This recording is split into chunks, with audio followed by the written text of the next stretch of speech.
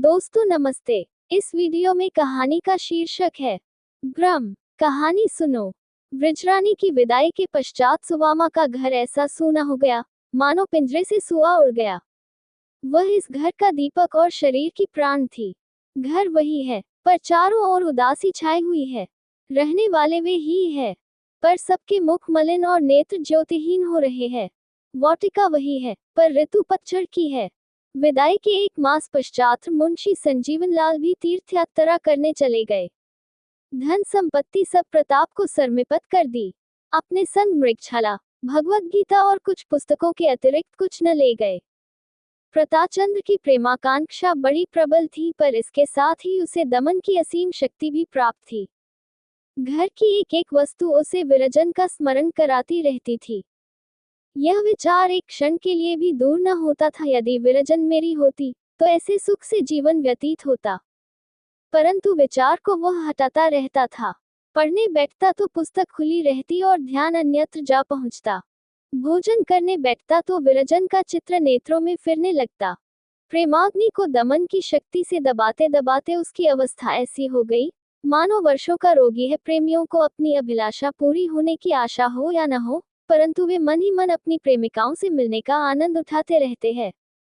वे भाव संसार में अपने प्रेम पात्र से वार्तालाप करते हैं, उसे छोड़ते हैं, उससे रुठते हैं, उसे मनाते हैं और इन भावों में उन्हें तृप्ति होती है। मन को एक सुखद और रसमय कार्य मिल जाता है। परंतु यदि कोई शक्ति उन्हें इस भावोद्यान की सैर करने से रोके, यदि कोई शक्ति ध्यान में भी उस प्रियतम का चित्र न देखने दे, तो उन अभागों प्रेमियों को क्या दशा होगा। प्रताप इन्हीं अभागों में था। इसमें संदेह नहीं कि यदि वह चाहता तो सुखद भावों का आनंद भोग सकता था। भाव संसार का भ्रमणातीत सुखमय होता है, पर कठिनता तो यह थी कि वह विरजन का ध्यान भी कुत्सित वासनाओं से पवित्र रखना चाहता था।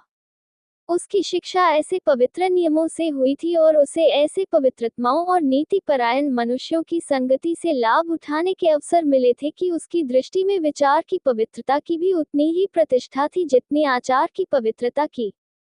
ये कब संभव था कि वह विरजन को जिसे कई बार बहन कह चुका था और जिसे अब भी बहन समझने का प्रयत्न करता रहता था, ध्यानावस्था में भी ऐसे भावों का केंद्र बनाता जो कुवासनाओं से भले ही शुद्ध हो पर मन की दूषित आवेगों से मुक्त नहीं हो सकते थे। जब तक मुंशी जी संजीवन लाल विद्यमान थे, उनका कुछ न कुछ समय उनके संग ज्ञान और धर्म चर्चा में कट जाता था, जिससे आत्मा को संतोष होता था।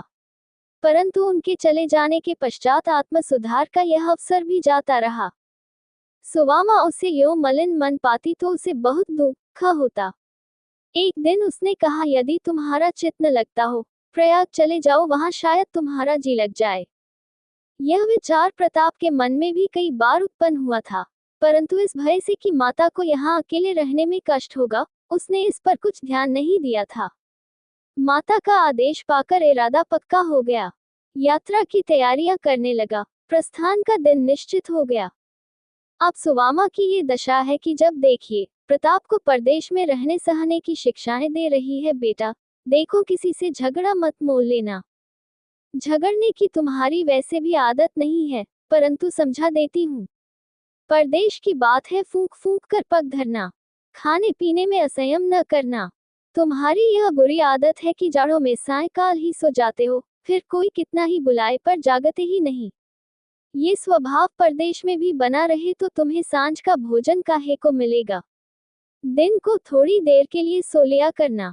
तुम्हारी आंखों में तो दिन को जैसे नींद नहीं आती। उसे जब अवकाश मिला, बेटी को ऐसी समयोचित शिक्षाएं दिया करती। निदान प्रस्थान का दिन आ ही गया। गाड़ी 10 बजे दिन को छूटती थी। प्रताप ने सोचा, विरजन से भेंट कर लूं। परदेश जा रहा हूं, फिर न जाने कब भेंट हो। चित्त को उत्सुक किया, माता से कह बैठा। सुवामा बहुत प्रसन्न हुई। एक थाल में मोदक, समोसे और 2-3 प्रकार के मुरब्बे रखकर रधिया को दिए कि लल्लू के संग जा। प्रताप ने बाल बनवाए, कपड़े बदले। चलने को तो चला, पर ज्यों ज्यों पग आगे उठाता है, दिल बैठा जाता है। भांति भांति के विचार आ रहे हैं। विरजन न जाने क्या मन में समझे, क्या न समझे। 4 महीने बीत गए, उसने एक चिट्ठी भी तो मुझे अलग से नहीं लिखी। फिर क्यों कर कहूं कि मेरे मिलने से उसे प्रसन्नता होगी। अजय, अब उसे तुम्हारी चिंता ही क्या है। तुम मर भी जाओ तो वह आंसू न बहाए। यहाँ की बात और थी। वह अवश्य उसकी आंखों में खटकेगा। कहीं यह न समझे कि लालाजी बन ठनकर मुझे रिझाने आए हैं। इसी सोच विचार में गढ़ता चला जाता था, यहाँ तक कि श्यामाचरण का मकान दिखाई देने लगा। कमला मैदान में टहल रहा था। उसे देखते ही प्रताप की वह दशा हो गई कि जो किसी चोर की दशा सिपाही को देखकर होती है। झट एक घर की आड़ में छिप गया और रधिया से बोला, तू जा, ये वस्तुएं दे आ। मैं कुछ काम से बाजार जा रहा हूँ, लौटता हुआ जाऊंगा। ये कहकर बाजार की ओर चला, परंतु केवल 10 ही डग चला होगा कि फिर महरी को बुलाया और बोला, मुझे शायद देर हो जाए, इसलिए न आ सकूंगा। कुछ पूछे तो यह चिट्ठी दे देना, कहकर जेब से पेंसिल निकाली और कुछ पंक्तियां लिखकर दे दी, जिससे उसके हृदय की दशा का भली भांति परिचय मिलता है। मैं आज प्रयाग जा रहा हूँ, अब वही पाऊंगा। जल्दी के कारण तुमसे नहीं मिल सका। जीवित रहूंगा तो फिर आऊंगा। कभी कभी अपने कुशल क्षेम की सूचना देती रहना। तुम्हारा प्रताप। प्रताप तो ये पत्र देकर चलता हुआ रधिया धीरे धीरे विरजन के घर पहुंची। वह इसे देखते ही दौड़ी और कुशल क्षेम पूछने लगी, लाला की कोई चिट्ठी आई थी। रधिया जब से गए चिट्ठी पत्री कुछ भी नहीं आई। विरजन चाची तो सूख रही है। रधिया, लल्लू बाबू प्रयागराज जात है, 3 तनिक उदास रहत है। विरजन चौंक कर, लल्लू प्रयाग जा रहे हैं। रधिया, हाँ, हम सब बहुत समझाया कि परदेश माँ कहाँ जे हो, मुदा को की सनुत है। रधिया, कब जाएंगे। रधिया, आज 10 बजे की टेसे जवैया है, तुसे भेंट करन आवत रहेन, तवन दुआरी पर आए के लवट गएन। विरजन यहाँ तक आकर लौट गए। द्वार पर कोई था कि नहीं। रधिया, द्वार पर कहाँ आए, सड़क पर से चले गए। विरजन, कुछ कहा नहीं, क्यों लौट जाता हूँ। रधिया, कुछ कहा नहीं, इतना बोले कि हमार टीम छहित जहे, तौन हम जाइत हैं। विरजन ने घड़ी पर दृष्टि डाली, 8 बजने वाले थे। प्रेमवती के पास जाकर बोली, माता, लल्लू आज प्रयाग जा रहे हैं, दिया आप कहे तो उनसे मिलती आऊं। फिर न जाने कब मिलना हो, कब न हो। महरी कहती है कि बस मुझसे मिलने आते थे, पर सड़क के उसी पार से लौट गए। प्रेमवती अभी न बाल गुंथवाए, न मांग भरवाए, न कपड़े बदले, बस जाने को तैयार हो गई। विरजन, मेरी अम्मा, आज जाने दीजिए, बाल गुंथवाने बैठूंगी तो 10 यही बज जाएंगे। प्रेमवती, अच्छा, तो जाओ, पर संध्या तक लौट आना। गाड़ी तैयार करवा लो, मेरी ओर से सुवामा को पालगन कह देना। विरजन ने कपड़े बदले, माधवी को बाहर दौड़ाया कि गाड़ी तैयार करने के लिए कहो, और तब तक कुछ ध्यान न आया। रधिया से पूछा, कुछ चिट्ठी पत्री नहीं दी।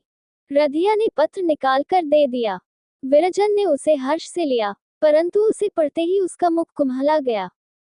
सोचने लगी कि वह द्वार तक आकर क्यों लौट गई, और पत्र भी लिखा तो ऐसा उखड़ा और अस्पष्ट। ऐसी कौन जल्दी थी। क्या गाड़ी के नौकर थे। दिन भर में अधिक नहीं तो 5-6 गाड़ियां जाती होंगी।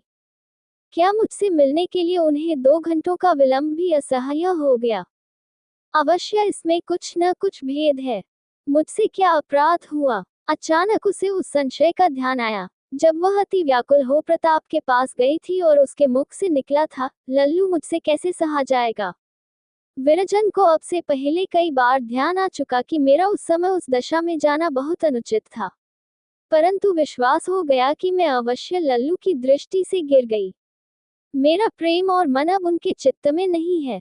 एक ठंडी सांस लेकर बैठ गई और माधवी से बोली, कोचवान से कह दो, अब गाड़ी न तैयार करें, मैं न जाऊंगी।